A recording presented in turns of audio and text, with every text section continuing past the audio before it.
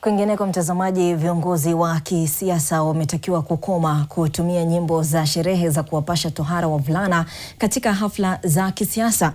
Ni siku chache baada ya baadhi ya viongozi wanaopinga spika wa bunge la kitaifa Moses Masika Wetangula kutumia nyimbo hizo katika hafla ya kisiasa katika kaunti ya Bungoma kama njia moja kumkejeli kisiasa.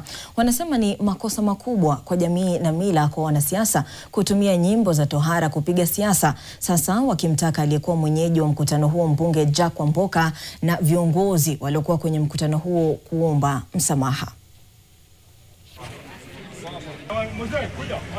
Kwa ajili ya Luka, kuelewa Luka na kuimba huo wimbo, sisi watairishaji tunawalaani. Hiyo sisi hatutaki.